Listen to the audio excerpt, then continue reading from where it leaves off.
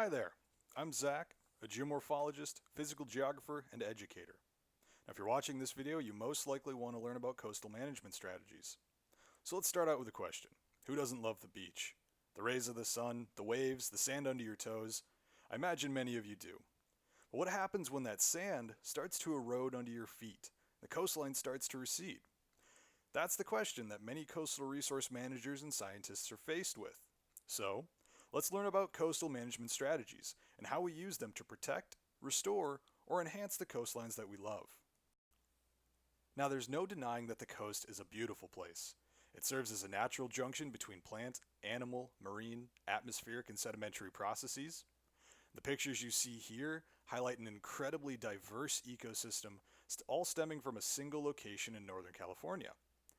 The coast also serves many economic, cultural, infrastructure, and recreational needs of communities across the world.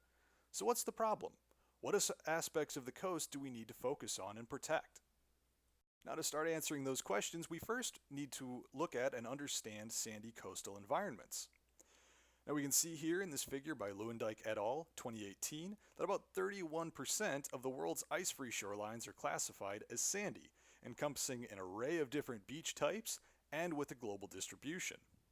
Now, the figure also shows that the majority of these beaches are situated in the subtropics and the lower mid-latitudes. Now, on its own, sand and sandy beaches are not a very resistant or resilient material to erosion or entrainment by the repeated action of waves crashing on the shore. Now, this figure represents estimated trends in beach conditions.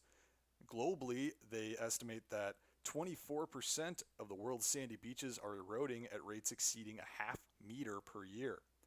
This erosion is primarily located in protected marine environments, while 28% they estimate are accreting, and another 48% they estimate are stable. Now, so what?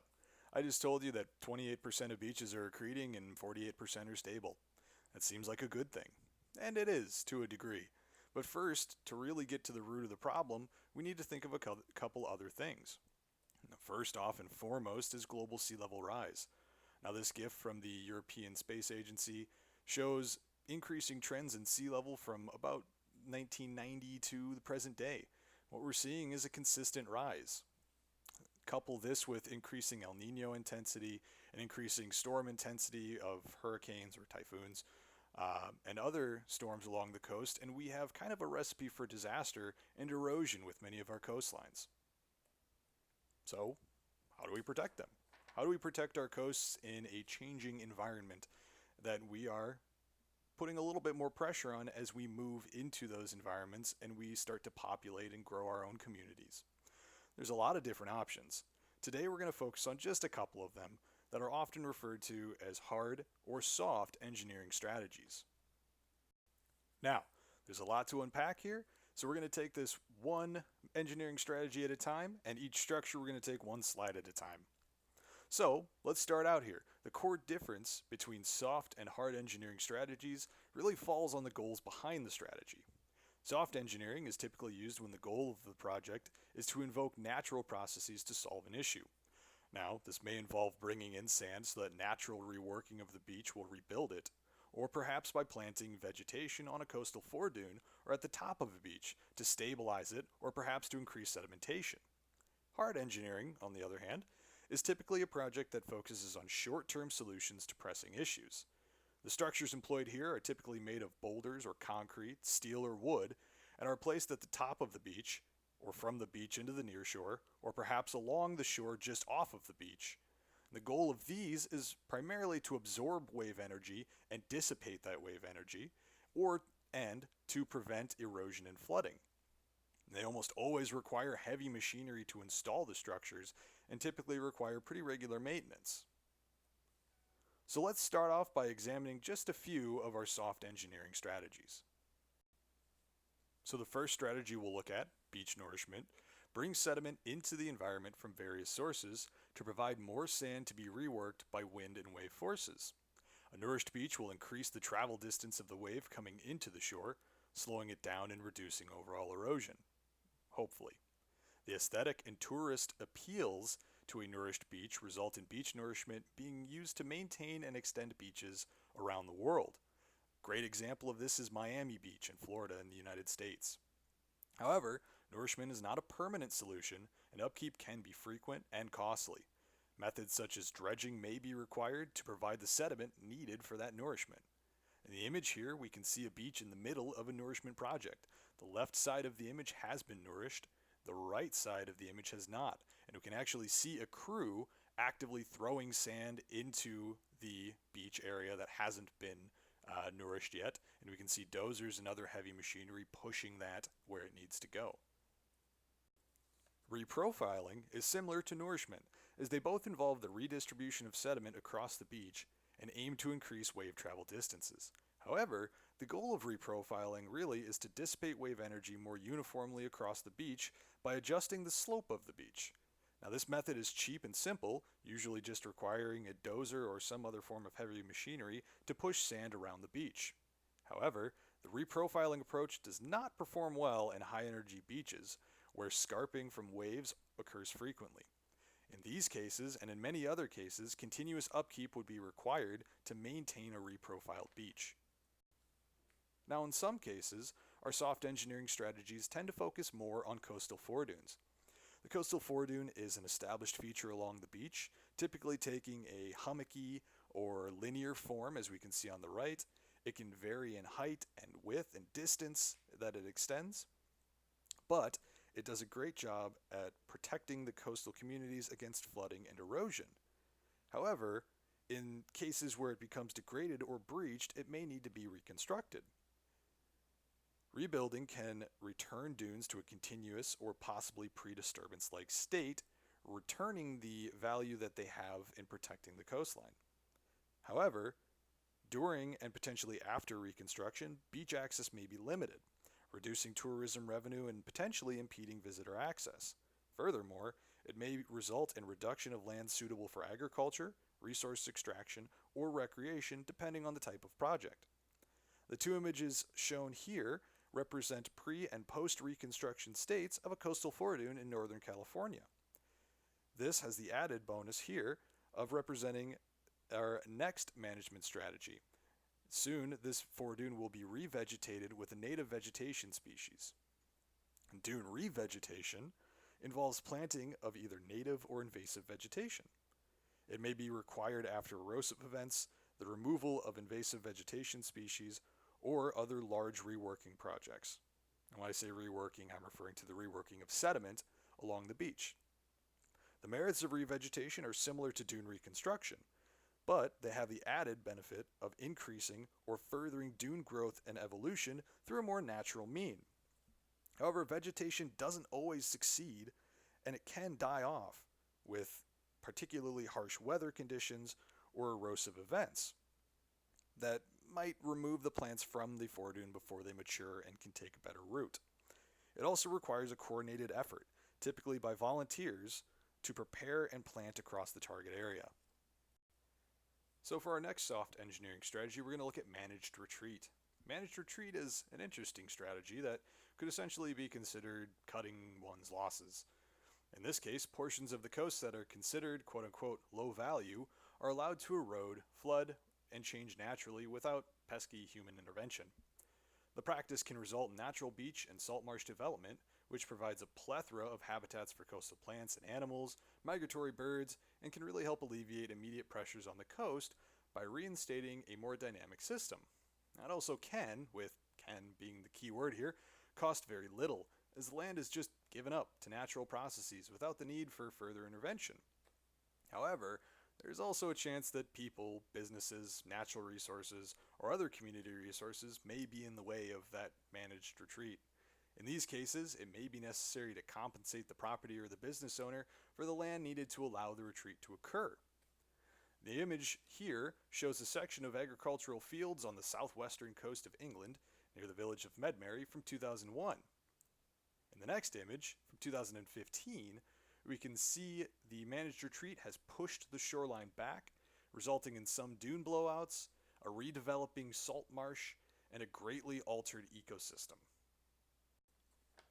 Now that we've covered a number of soft engineering strategies, we're going to move on to hard engineering strategies that utilize human constructs to alter wind and wave regimes to protect beaches or perhaps increase sedimentation. The first strategy we're going to look at is called a breakwater. Now, breakwaters may take many different shapes and sizes. They may be shore connected or detached, port or harbor breakwaters, or floating breakwaters, but they all have the goal of protecting the shoreline and are usually constructed parallel to the shoreline. Breakwaters serve to protect the shore from waves by causing them to break and dissipate energy before they reach the shore. By reducing that wave energy, they typically increase sedimentation on the landward side of the barrier, as we can see in these images here. However, they can be pretty aesthetically unappealing. They can be difficult to construct, as they may require the machinery to navigate off the beach into the near shore. And because they are regularly battered by waves, they also require regular maintenance. Finally, they can result in dangerous rip currents based on the wave patterns generated as the waves advance between the breakwaters, run up, and recede in confined and deeper channels. Now, groins and jetties serve a very similar purpose. However, the key difference here being that they're both constructed 90 degrees to the shoreline instead of shore parallel like breakwaters, and can alter sediment transport regimes along the beach. Groins are typically regularly spaced for some long or short stretch along the shore, as seen in the image here, while jetties are usually constructed to maintain an opening to a harbor or an inland body of water so that barge or ship traffic can get in and out. They are capable of preventing longshore drift and reducing coastal flooding and erosion by extending the beach seaward. However, they can actually increase erosion downshore by removing enough sediment from the waves that the downshore wave action is more capable of erosion because it's transporting less sediment. Furthermore, they can be visually unappealing and require regular maintenance to keep up. Jetties may require dredging to maintain an open channel for ship traffic. So while they can be an immediate problem-solving method, they require a lot of upkeep and can have some other inherent problems. Now, riprap is a very simple management strategy where boulders are essentially piled up right on the beach or in front of a coastal cliff to reduce erosion. The rocks act to absorb wave energy, prevent erosion, increase deposition, and can even provide some minor recreation for fishermen wanting to stand and cast out from the rocks. However, riprap can be very expensive to install. It may require that the rocks are brought in from some off-site location, and when the rocks shift and settle with the wave action, there may be inherent maintenance that is required. Now, revetments and seawalls, the next couple strategies that we're going to talk about, have some very key differences and very key similarities. Revetments are slanted structures typically made from concrete, wood, or rocks that are designed to protect cliffs and beaches. In the image here, we can see a revetment made of wood and filled to the brim with gravel along an English beach. However, they can be expensive to install, can be eroded quite easily or worked around, and can rebound waves in such a way that increases erosion on the seaward side of the revetment. And there is also no real control on longshore drift, as unlike a groin, these don't really extend out any. Now, our final hard engineering strategy is a seawall. Now, seawalls are typically built at the foot of a cliff or at the top of a beach to prevent erosion and reflect wave action. They can be constructed of concrete, steel, or stones, and they are often curved to rebound waves backwards into oncoming waves, dissipating wave energy. They can be rather effective at this exact task and can also provide some nice walkways and routes for pedestrian traffic, increasing the tourist appeal to a beach or dune system. However, they require regular upkeep as they are large walls that are regularly beaten by the action of the waves and the energy of the waves. And upkeep and installation and maintenance can be quite costly. So let's kind of break things down a bit. Looking back at our slide from earlier, we can see a nice breakdown of what soft engineering is, what hard engineering is, the main goals of each, what they typically do or don't do, and some of the inherent structures that make up each of those strategies. In soft engineering, we want to protect the coast using more natural means or methods, whether that's including more sand onto a beach or planting vegetation or reconstructing a dune. These typically don't impede natural processes. In fact, they usually rely on them to help the strategy succeed. Typically, they have longer term impacts in mind, so we want to reconstruct a dune so that it can grow and evolve, or we want to nourish a beach so that it can rework sediment and build. And these structures typically include beach nourishment, beach reprofiling, dune reconstruction or revegetation, or managed retreat. Hard engineering, on the other hand, the main goal is to absorb wave energy and prevent erosion and flooding. And they typically rely on human-made structures made out of concrete or boulders or wood or steel. And they rely on shorter-term impacts for immediate pressing issues. These structures may include breakwaters or groins, jetties or revetments, and riprap or seawalls. So to really sum it all up, the diversity of the coastal zone is matched only by the diverse methods that we can employ to protect and restore it. The methods discussed in this video cover really only a fraction of the methods and the intricacies involved in coastal management strategies. Now, while I've covered a few here, there's a lot more to cover, and there's also a lot of different ways in which each of those strategies can be tweaked. Now, in the description below, I'm going to be providing a number of different resources and references that I've used in this video or would recommend that you use if you want to further your own knowledge. So I hope this has been an informational video. If you like it, let me know, or if you'd like to hear more, I would really appreciate it. So thank you very much for watching, and I hope you enjoy your day.